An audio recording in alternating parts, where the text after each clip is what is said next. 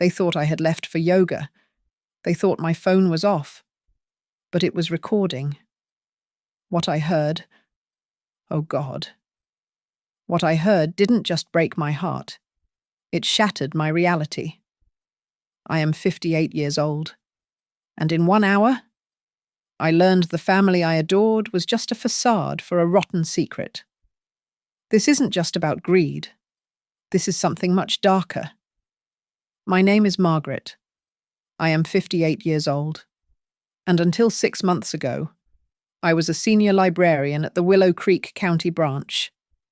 Now, I am simply a widow. The house Robert and I built, the one that always smelled of his pipe tobacco and old books, is too quiet now. It is a heavy, suffocating silence that settles in the dust motes dancing in the afternoon light. We live in a quiet suburb in Willow Creek, Oregon, where nothing is supposed to happen. But the silence in this house has started to feel wrong. My son, David, and his wife, Sarah, moved in 3 months ago to take care of you. Mom, David had said, his eyes earnest as he hugged me at the funeral. You shouldn't be alone. He is, or was, a financial advisor at a firm downtown called Clearview Capital Partners. Sarah, a bright young woman who used to work in marketing, gave up her job when they moved. At first, I was deeply, profoundly grateful. The silence was deafening, and their presence seemed like a buffer against the gaping void Robert left behind. But the buffer they brought is heavy. The air in my home has grown thick and sour. David always looks exhausted, shadows under his eyes that speak of sleepless nights. He blames it on the market, on new clients. Sarah, though, she is shrinking. That is the only word for it. She has lost weight so quickly her clothes hang off her thin frame, and she jumps at the slightest sound, a door closing, the phone ringing. She looks haunted. I try to connect with her. I bring her tea in the afternoons, remembering how she used to love the Earl Grey I keep. Thank you, Margaret, she always whispers, but her eyes dart to the doorway, never quite meeting mine. She offers only fleeting, tense smiles before disappearing. She spends hours locked in their bedroom, the one that used to be Robert's study. David, on the other hand, is almost suffocating. He is overly affectionate, always touching my shoulder, asking if I need anything. But his care is focused on one thing. He asks constantly about my finances, about Robert's portfolio, about the insurance. Just making sure you're secure. Mom, he says, forcing a bright smile. We need to consolidate Robert's assets, make sure everything is safe. It feels less like care and more like he is taking inventory. Then there are the whispers. I have caught David in the hallway well past midnight. His phone pressed to his ear, his voice a low, angry hiss. That wasn't the agreement. I heard him say 2 nights ago. When he saw me, he snapped the phone shut, his face pale. Just a difficult client. Mum, go back to bed. Twice. I have heard Sarah weeping in the guest bathroom, not loud sobs, but the choked, desperate sounds of someone trying to cry without being heard. When I knock, the water runs, and she emerges minutes later, eyes red and swollen, claiming allergies. Last night, the tension finally broke the surface. I was reading in the den, the door slightly ajar. Their voices rose from the kitchen. It was a real argument, sharp and desperate. I heard Sarah's voice, tight with panic. We cannot touch the collection. David. Not that. David's reply was a low growl I did not recognize, vicious and cold. What other choice did you leave me? The collection. Robert's art, his passion. He had spent 30 years acquiring 19th century maritime paintings. They were his soul, displayed in the study that was now their locked room. I went upstairs. Pretending I hadn't heard, I dismissed it. Of course I dismissed it. It is the stress. They are living in my house, grieving Robert, managing my fragile state. It is natural to be tense. I trust my son.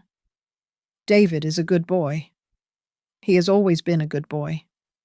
He would never do anything to truly hurt me. It was a Tuesday morning, just after 9 a.m. My yoga mat was rolled by the front door. My 10 o'clock class was the one ritual I refused to abandon. The only hour of the week where the knot in my stomach seemed to loosen. I was standing in the kitchen, fumbling with my smartphone. I am no Luddite, but I find typing on that tiny screen tedious. I wanted to make a shopping list, and it was easier to just record my own voice.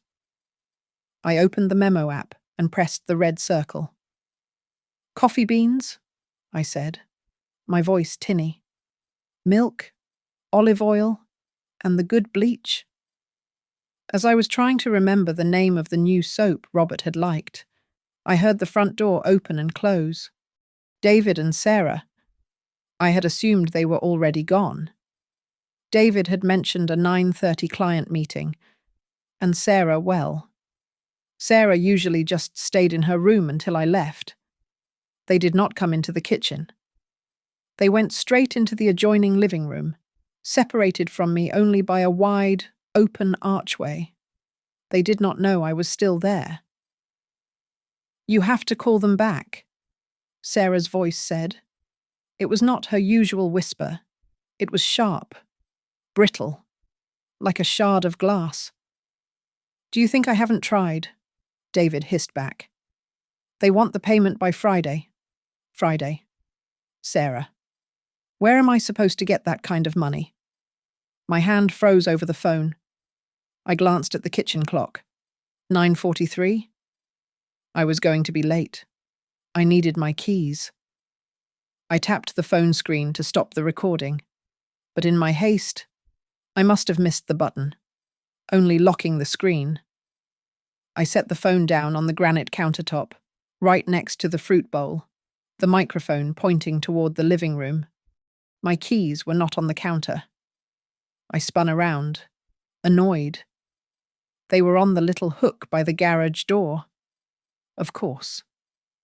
I grabbed my yoga mat, slung my bag over my shoulder, and hurried out, pulling the door shut behind me, thinking only of the traffic on the main road. The phone sat on the counter. Its screen was dark, but the internal microphone was wide open, a silent witness. For the next hour, I breathed. I stretched.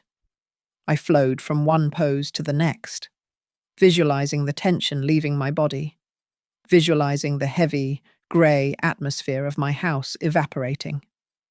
I focused on my breathing, in and out, finding a moment of fragile peace. When I returned, just after 11:30, the house was profoundly silent. David's sedan was gone. Sarah's little blue car was gone, too. A wave of relief washed over me. I would have the house to myself for a few hours. I walked into the kitchen to make some tea and stopped. My phone was sitting exactly where I had left it, screen dark, next to a bunch of overripe bananas. I picked it up. I unlocked the screen, and the voice memo app was still open. The timer read 1 hour, 12 minutes, and 23 seconds. A flush of annoyance hit me. I had left it recording this entire time. An hour of the refrigerator humming and the mail slot clicking shut. I pressed the square stop button, and the file saved itself New Recording 24. My thumb moved immediately to the delete button, but I paused. I remembered the sound of their voices when they walked in. Sharp, desperate. I thought of the fight I had overheard last night about the collection. That argument in the living room this morning, it was not just stress. It was something else. A knot of cold curiosity tightened in my chest, overriding my guilt about eavesdropping. I was alone. I could just listen. Just the first few seconds. Just to put my mind at ease. To confirm it was just the normal friction of a family under stress. I sat down at the kitchen table, the silence of the empty house suddenly feeling heavy, expectant. I unwrapped the white earbuds I use for my audiobooks and plugged them into the phone. I tapped New Recording 24 and pressed play. I put the earbuds in. At first, it was just silence, the low electronic hum of an open microphone. I could hear the sound of the refrigerator compressor clicking on. I heard my own footsteps fading as I walked to the garage, the sound of the door sliding open and then thudding shut. Silence again, for several minutes. I scrubbed forward on the timeline, past the mail slot clicking shut, past the furnace kicking in. Then, voices. They were muffled at first, as if they were still in the entryway. I heard the click of Sarah's heels on the hardwood floor as she must have walked into the living room. Her voice came through the earbuds, and it was so sharp, so cold. It made me flinch. You cannot wait any longer. David. They will not wait. We have to sell them by the end of the week. Sell them. A cold dread, colder than grief, began to creep up my spine. David's voice answered, and it was not the confident tone of my son. It was thin, desperate, and cracking. It will kill her. It will literally kill Mom. That collection was Dad's entire life. My breath hitched. The collection. Robert's maritime paintings. They were talking about Robert's art. Sarah's voice dropped, becoming a low, vicious snarl. It will kill us if you do not pay. Do you understand me? They are not asking anymore. They will come here.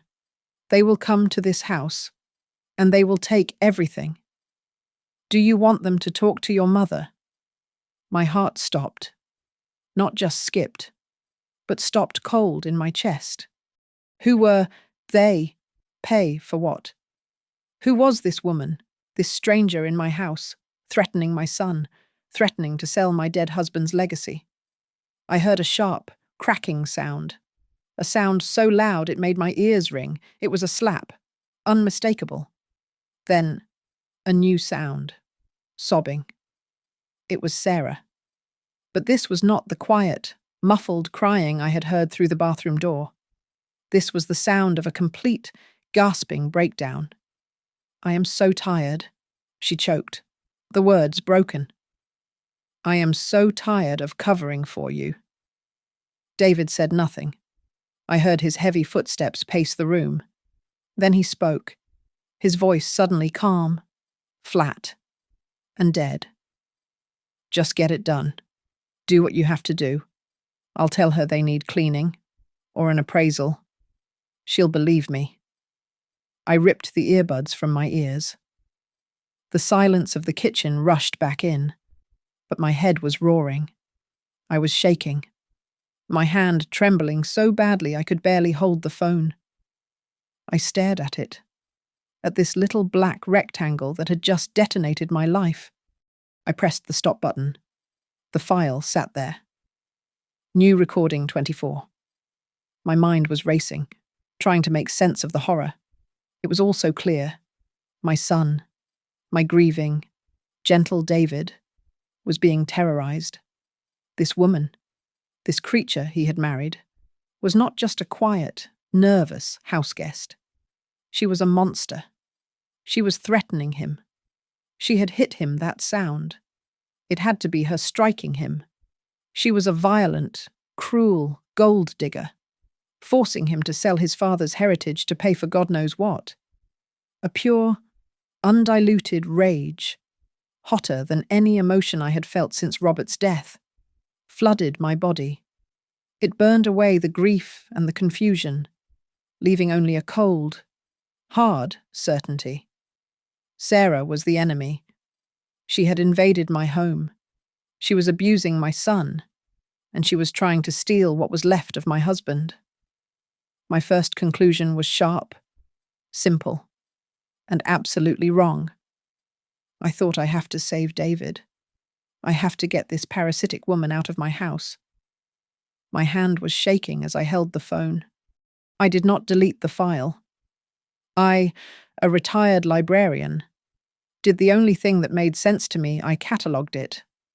I renamed New Recording 24 to Robert Tax's 1998, the most boring, unsearchable title I could invent. I moved it from the main audio folder into a nested file 3 layers deep, a digital graveyard where I kept the warranty scans for a refrigerator I no longer owned. It vanished. Safe. My first impulse was pure, white-hot rage. I wanted to march into their room, hold the phone up, and watch their faces crumble. I wanted to scream at Sarah, to demand she get out of my house, out of my son's life. But I stopped. I am not a screamer. I am a planner. Confronting her now, with one piece of evidence, would be foolish. She would lie. She would deny it. She would twist it. Claim I was the one confused, grieving, hearing things. She would turn David against me, making me the villain. No. If I was going to save my son from this monster, I needed more. I needed a case. I needed proof so undeniable that David could not escape it, and she could not deny it. So I became an actress.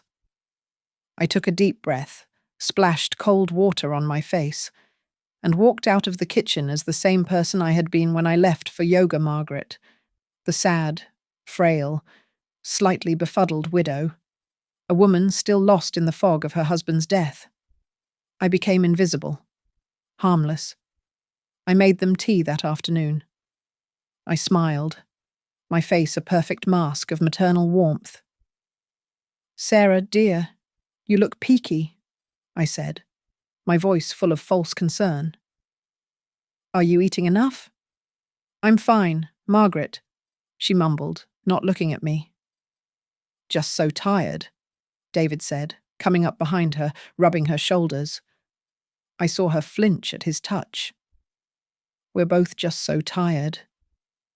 From that moment on, I watched them. I was no longer a participant in this household. I was a spy.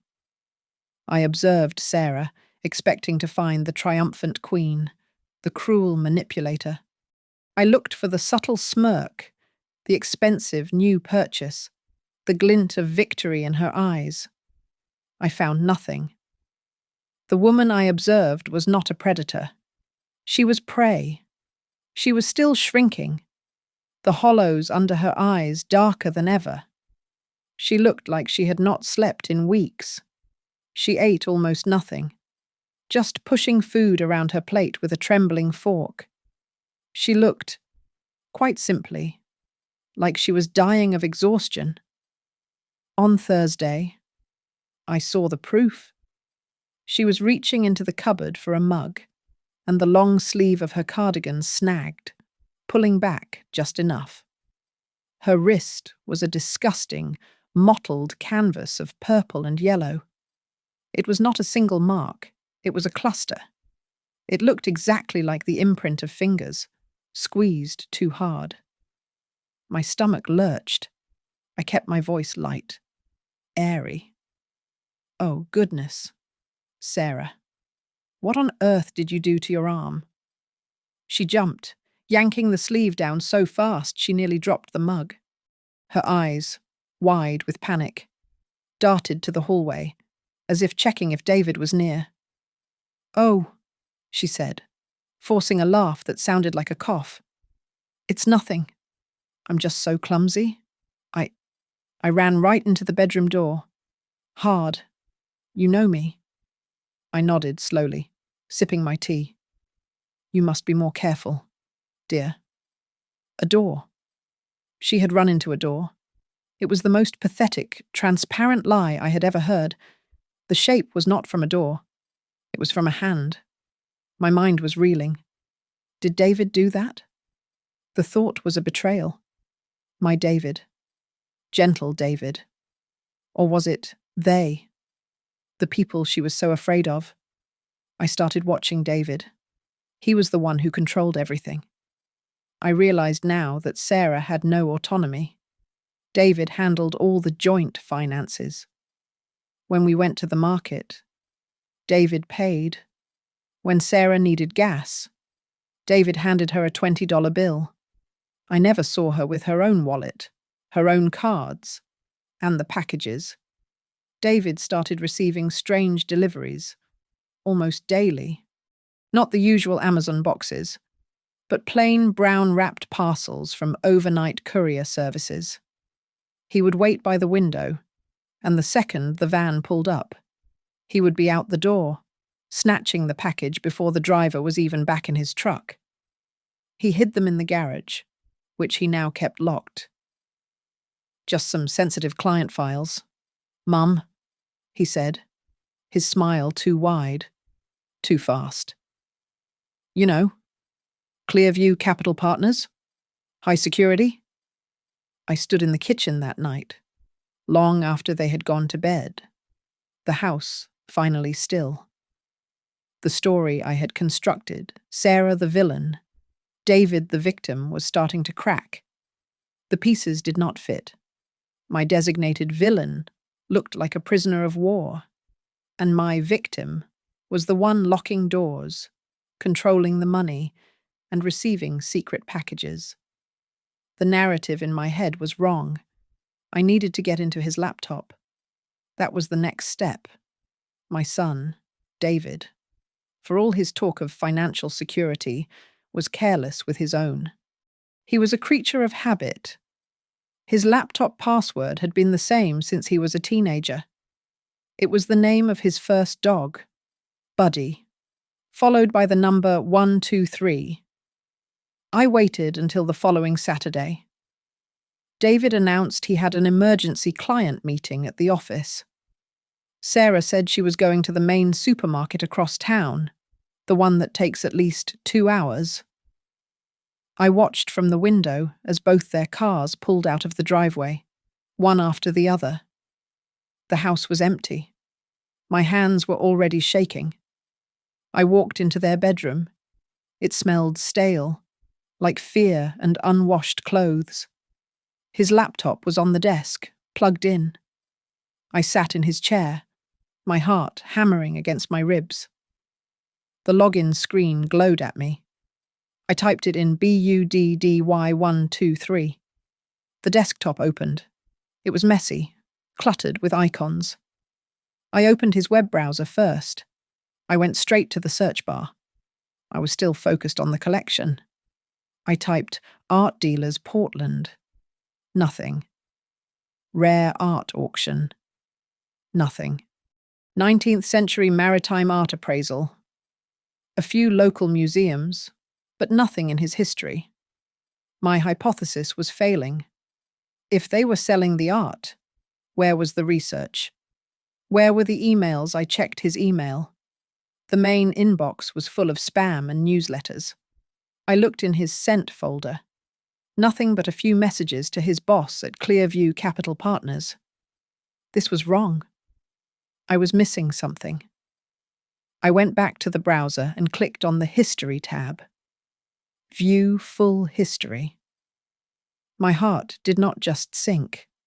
It felt like it was ripped out of my chest and dropped onto the floor. It was not art. It was not auctions. The list that scrolled down the screen was endless.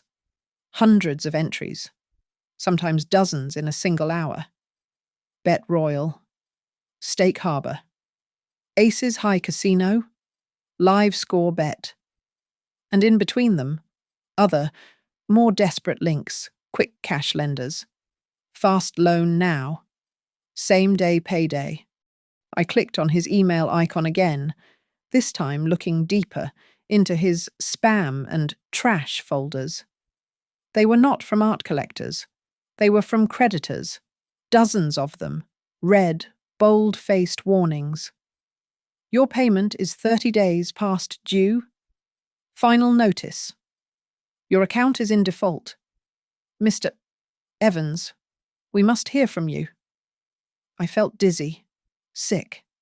I was looking at the digital footprint of a man I did not know. This was not my son. This was a desperate stranger. I kept digging. I found an email from his boss, sent 2 weeks ago. It was not a client update. It was a formal notice. David, pending a full internal audit, you are suspended without pay due to significant irregularities in client accounts. Irregularities in client accounts. He had been stealing. He had not just lost his own money. He had been stealing from his clients. But the final, most sickening blow was not in the browser. It was in a folder on his desktop labeled Household. I thought it might be bills. I clicked. It was full of audio files. My blood ran cold. I recognized the naming convention. Living room, fight, oaked 2. Kitchen, argument, Nov 5. He had been recording them. He had been recording their fights. I clicked on one, the most recent. My earbuds were still in my pocket. I plugged them in, my hands fumbling. It was not Sarah's sharp, cold voice I heard first. It was David's. He was screaming, roaring like an animal. Where is it? You find it? You go to her and you get it. You tell her you need jewelry for a cleaning. You tell her the art needs an appraisal. I do not care what you say. David, please. Sarah's voice was a terrified whisper.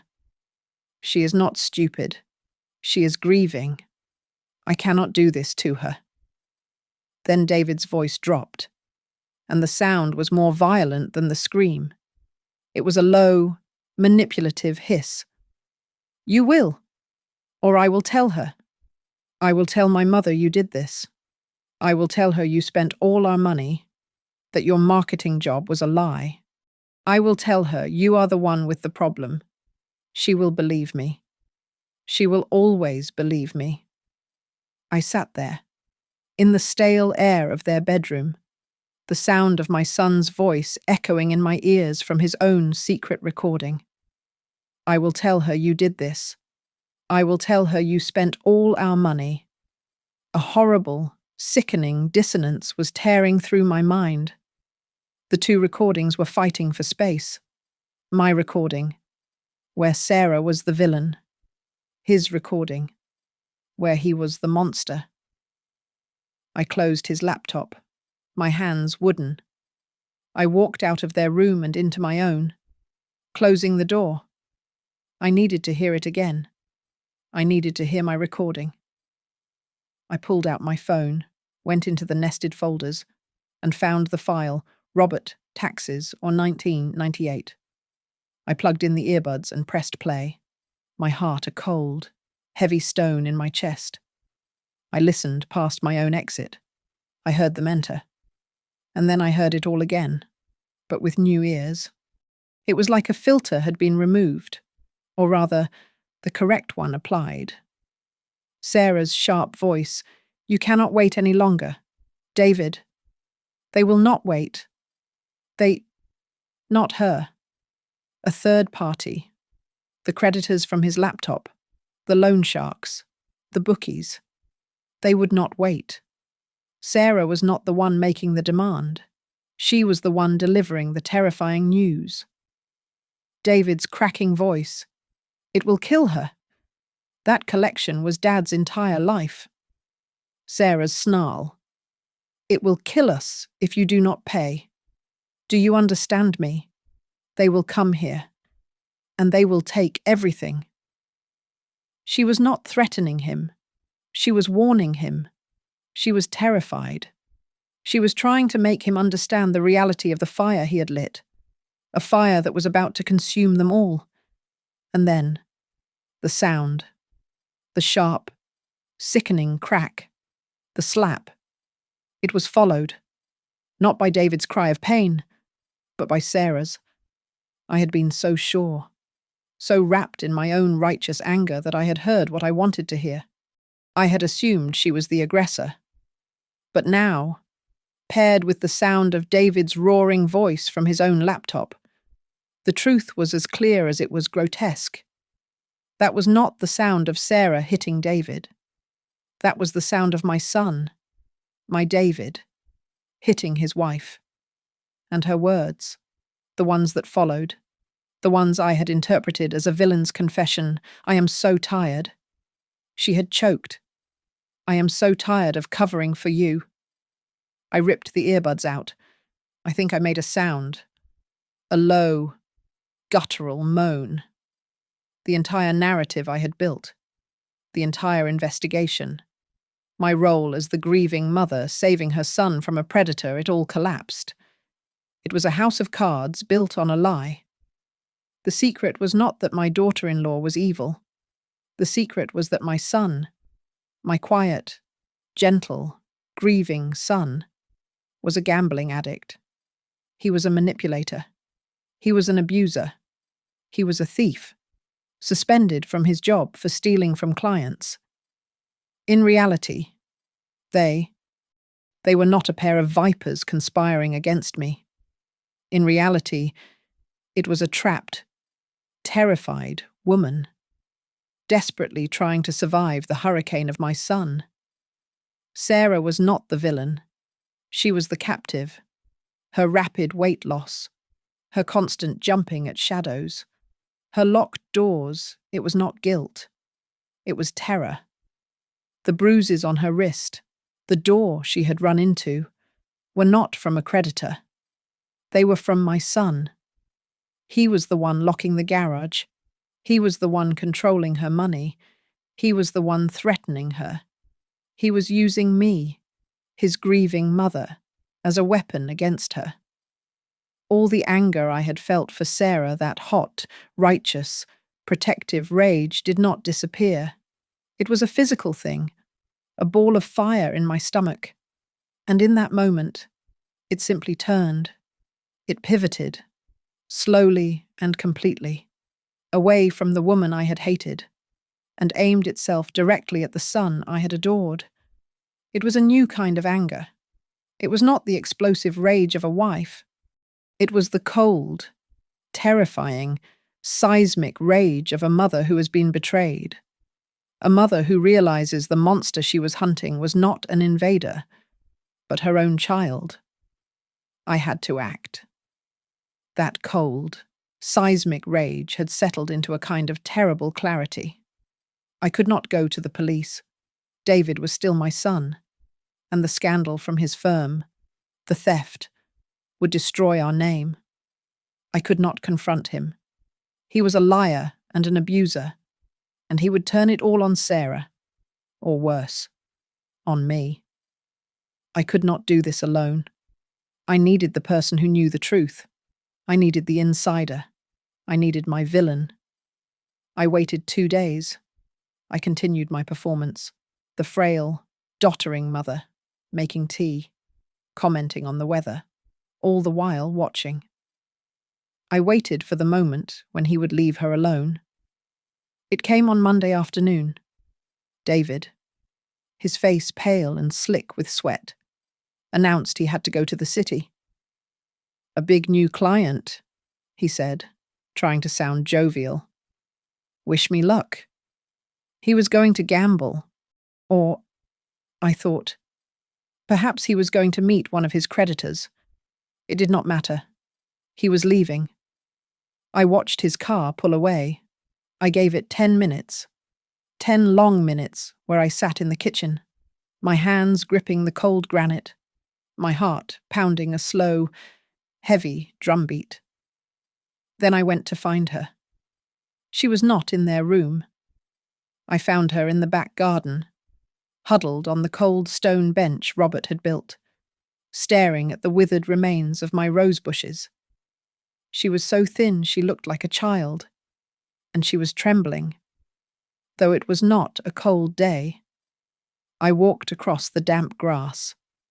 The sound of my footsteps made her jump, her whole body jerking, her hand flying to her throat. She saw it was me, and the terror in her eyes was replaced by a dull, exhausted dread. I did not speak. I sat down on the bench next to her. The silence stretched out, thick and heavy. She was waiting for me to ask about dinner, or the mail, or the weather. She was waiting for the performance to continue. I ended it. I reached into my pocket and took out my smartphone. I placed it on the bench between us. Her eyes darted to the black screen. Suspicious. I pressed the power button, unlocked the screen, and navigated to the Robert Taxes 1998 file. I did not plug in my earbuds. I pressed play, and I turned the volume all the way up. My own voice, tinny, came from the speaker, coffee beans, milk, then the sound of the garage door, and then the silence. Sarah frowned, confused, and then her own voice filled the garden, sharp and cold. You cannot wait any longer. David, they will not wait. Sarah's face turned from confusion to a waxy, horrified white. Her mouth fell open. She looked at the phone, then at me, her eyes screaming.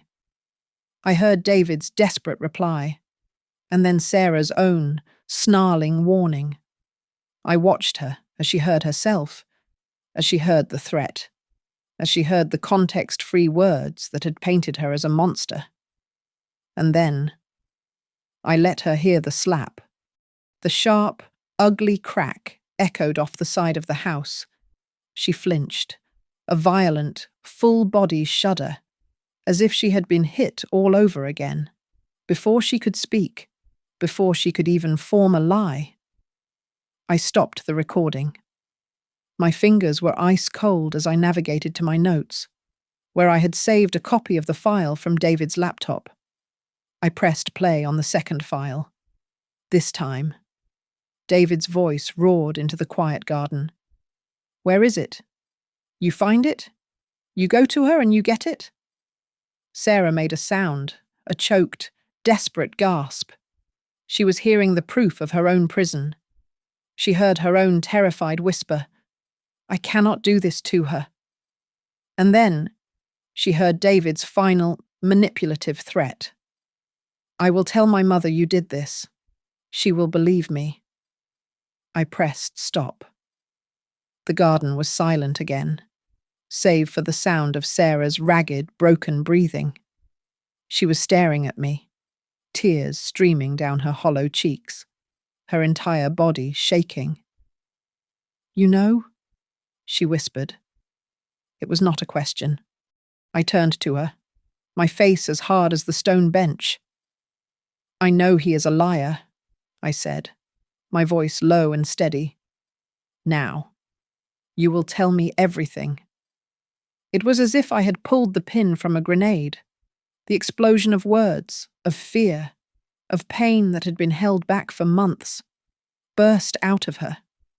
She collapsed, folding in on herself, sobbing so hard I thought she might break. The debt, she choked, her words fragmented. It is $200,000. At first, it was small, just football. Then he lost his job. He did not tell me. He kept pretending to go to work. He stole all my savings, all of it. He took out payday loans. Margaret, in your name. He's been intercepting the mail. A new wave of cold hit me. He promised them, she gasped, her voice raw. He promised the men he owes. He told them he would pay them by selling the collection. He has a buyer, a black market dealer. He is meeting him this Friday. This Friday. Margaret. He is going to sell them, and we are all going to be ruined. The rage I felt in the garden did not dissipate. It crystallized. It became cold, hard, and perfectly clear. Sarah was still weeping, a crumpled figure on the stone bench.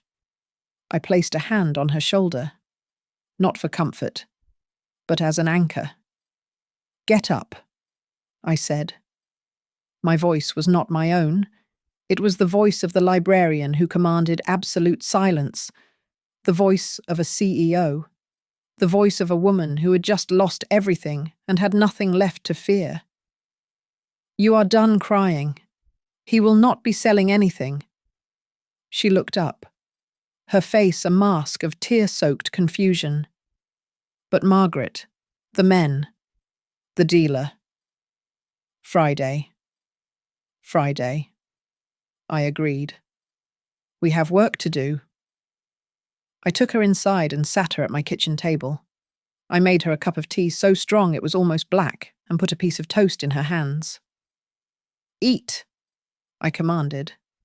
While she mechanically chewed, I went into my study and closed the door. My first call was not to the police. It was to Eleanor Hayes. Mrs. Hayes, as everyone called her, had been Robert's estate attorney for 20 years. She is a woman who wears steel grey suits, owns no pets, and considers sentiment a legal liability. She is precisely who you want in a war. "Margaret," she answered, her voice crisp. "This is late. I apologize, Mrs. Hayes. I am in a crisis. I must see you tonight, and I must bring my daughter-in-law. It is a matter of fraud and theft." There was a pause. "My office. 1 hour." When we arrived, Sarah was trembling again. Mrs. Hayes led us into her sterile conference room, all glass and dark wood. "Speak," she said. I looked at Sarah, who looked at the floor. I would have to start. "I have reason to believe my son is compromised. He is in significant debt. He is planning to sell off my husband's collection without my consent." Mrs. Hayes just stared at me, her expression unreadable. Then she turned to her monitor and typed. "I am glad you called, Margaret," she said, her eyes on the screen. "Your son, David, telephoned my office last week. He was making inquiries." "Inquiries?" I asked, my blood running cold. "He wanted to know the exact procedure for enacting his power of attorney, specifically in the event you were to be declared mentally unfit or incompetent." I felt the last wisp of motherly sentiment evaporate. The memory loss. The gentle reminders when I forgot things. It was not just gaslighting to control me. It was groundwork. He was building a legal case to have me committed so he could liquidate my entire life. "He's a thief," I said, my voice dangerously quiet. "And he thinks I'm an old fool." Mrs. Hayes finally looked up. "Then we must prove him wrong on both counts. Now, tell me everything. From the beginning." We did. I told her about the recordings. Sarah, finding a spark of courage, told her about the $200,000 debt, the threats, the timeline, and the black market buyer. Mrs. Hayes listened, her hands steepled. When we finished, she nodded. "This is not a police matter, not yet. A police report creates a public record. It complicates asset recovery. We will handle this internally. We will let the sale on Friday proceed." "What?" Sarah gasped. "We will let him attempt the sale," Mrs. Hayes corrected. "We will set a stage. He will be the lead actor." The plan was formed right there, under the fluorescent lights of that sterile room. It was cold, brutal, and beautiful. First, Sarah, with her marketing background, would become the perfect, helpful wife.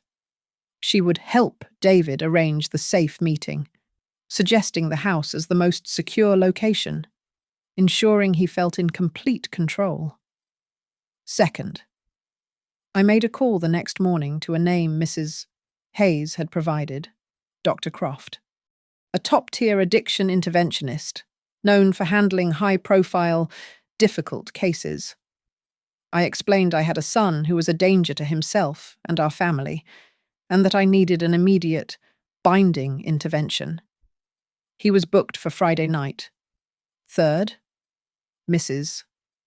Hayes got to work. She drafted an emergency, binding transfer, moving every tangible asset, the house, the art, the stocks, the jewelry, into an irrevocable trust, protected from all creditors and from David. She also prepared a permanent restraining order and, most importantly for Sarah, a non-disclosure agreement paired with a generous severance, protecting her from any legal blowback from David's crimes. But the final piece was the most critical. While David was out on Wednesday, confirming details with his buyer, I had a discreet moving van pull into my driveway. It was not an art dealer. It was a secure storage company. Sarah and I worked for 2 hours. We took every single painting from Robert's collection off the walls. We took my jewelry from the safe. We took the antique silver. We left nothing. He will know, Sarah panted, staring at the blank, pale rectangles on the walls. He will. I agreed. I went to the attic. Years ago, for a university fundraiser. Robert had bought a set of high-quality, framed photographic reproductions of his favourite pieces. They were worthless, but convincing from 10 feet away. We spent an hour hanging the fakes. On Friday, David would not be selling his father's legacy. He would be selling a lie. We returned from Mrs. Hayes's office, united by a cold, shared purpose. The house, which had been a prison, was now a stage. We were the lead actresses. The performance began that very night. We sat in the kitchen, waiting for David to return from his client meeting. When he walked in, smelling of sweat and that metallic tang of panic, he found us at the table. Sarah was dabbing at her eyes with a tissue. I was staring into a cold cup of tea, the picture of maternal despair. What's wrong?" he asked, his eyes darting between us, instantly wary. Sarah, in a masterful stroke of acting, took a shuddering breath. I told her, David. I told her everything. David's face went white. "You what?" he snarled, taking a step toward her. I told her about the money we owe. Sarah cried, shrinking back, playing the part of the terrified wife he had created. I told her we were going to lose everything. I looked up at David, my eyes carefully filmed with tears I did not feel. "Son," I whispered, my voice trembling. "Is it true, this debt Sarah says? She says they've threatened you." The tension in David's shoulders evaporated. He saw his opening. He was not cornered. He was being handed the script. He rushed to my side, kneeling, taking my hand. His own was clammy. "Oh, Mom, I am so sorry," he said, burying his head in my lap. "I didn't want you to know. I didn't want to worry you. Sarah, you shouldn't have—" What are we going to do?" I asked, stroking his hair, my hand feeling like a separate, reptilian thing. He has a plan.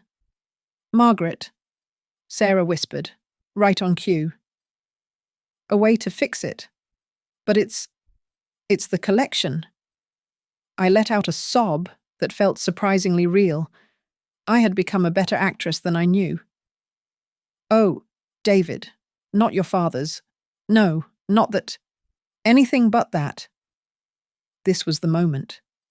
He looked up, his eyes shining with false tears. "Mum, it's the only way. It's just for a little while. We can buy them back." It's to save us, to save this family. For 3 days, we played this grotesque scene. I was the grieving widow, slowly coming to terms with the sacrifice. Sarah was the supportive wife, gently persuading me that this was the only path. And David was the master of the house, triumphant.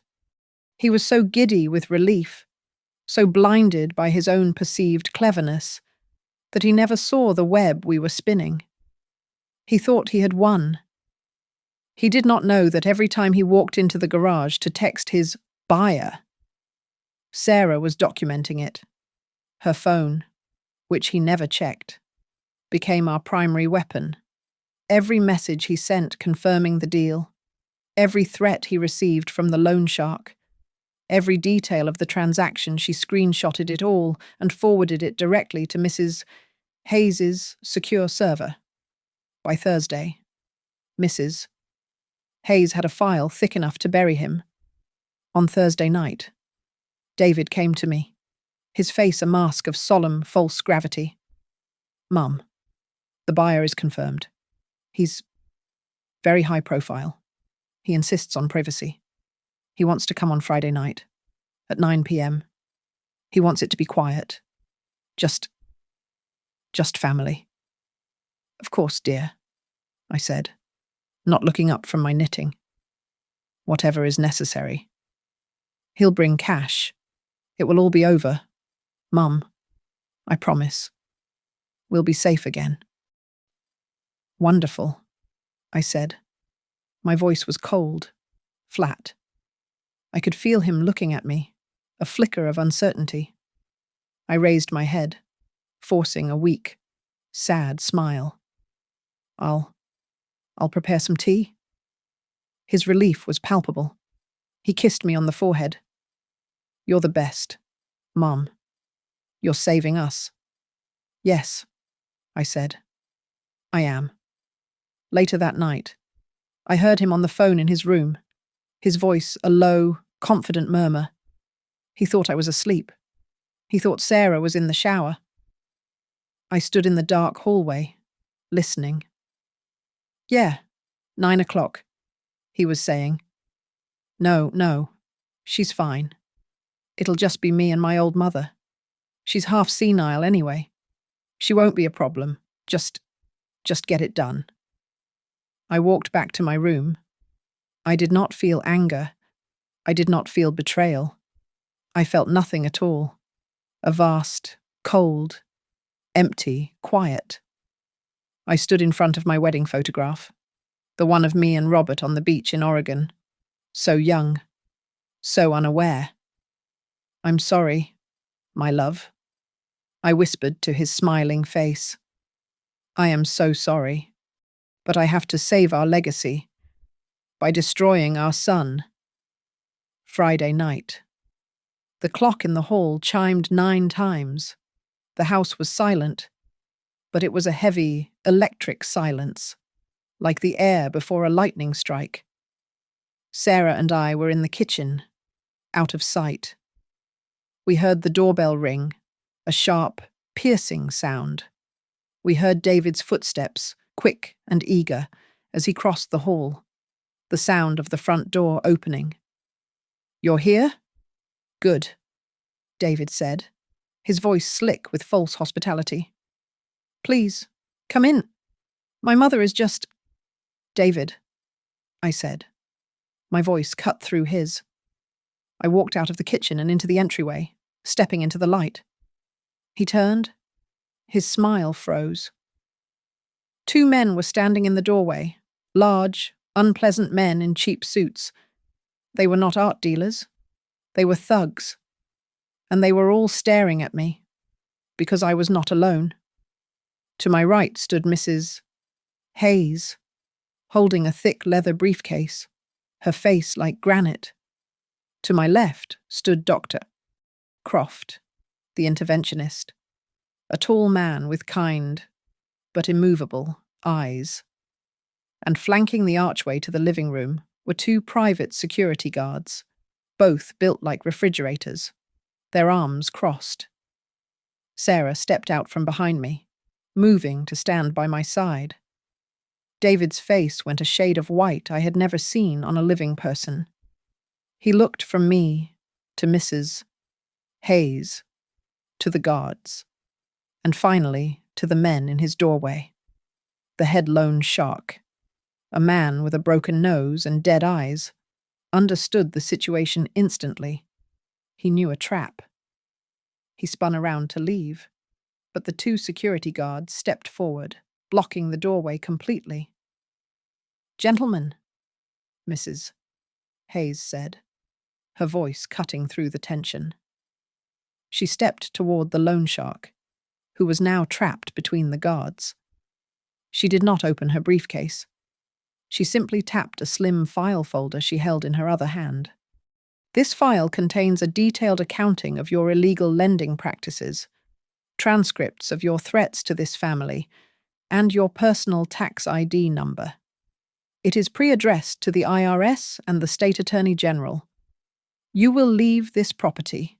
You will forget this address, and you will consider Mr. Evans's debt, in its entirety, to be a loss, or I will place this in a mailbox." The man stared at her. He looked at the guards. He looked at me. He gave a sharp, angry nod, pushed past the guards, and disappeared into the night, his henchmen scrambling after him. David was hyperventilating, his eyes wide. He made a move, as if to run after them. "Wait. No. Sit down, David," I commanded. My voice did not shake. It was a steel rod. He turned, bewildered, and saw the living room. He saw the blank walls. He saw the cheap, framed photographs where masterpieces should have been. The paintings. Where? "Sit," I said again. Dr. Croft gestured to the sofa. David, his legs suddenly giving out, stumbled and fell into the cushions. Mrs. Hayes stepped in front of him. She opened her briefcase and pulled out a second, much thicker file. She dropped it onto the coffee table in front of him. "This," she said, "is your life. It is the evidence of your embezzlement from Clearview Capital Partners. It is the full list of your gambling debts. It is a signed, notarized affidavit from your wife, detailing your domestic abuse, both financial and physical. It is irrefutable." David looked at the file, then at Sarah, his face contorting into a mask of pure, childish rage. "You," he spat. "You did this. You betrayed me." Sarah stood tall, her hands clenched at her sides. She said nothing. She did not have to. I stepped forward. I looked down at my son, this stranger on my sofa. "You have two choices, David," I said, my voice as cold as the empty space in my heart. "Choice A. There is a black car waiting outside. It will take you directly to an inpatient rehabilitation facility in Utah. You will stay for 90 days. You will sign over your power of D attorney to Mrs. Hayes. You will not have access to a phone. You will not pass go. This is non-negotiable." "And B," he whispered, his eyes terrified. "Choice B," I said, pulling my phone from my pocket. "I call 911. I hand the police this file, and they arrest you for theft, wire fraud, and domestic assault. And I promise you, I will testify." He stared at me, searching for the mother he had manipulated, the grieving widow he had planned to cheat. She was gone. He saw only me. He knew he had lost. The fight did not just leave him. It was ripped out. He slumped, a hollowed-out shell, his whole body seeming to shrink. "The car," he choked out.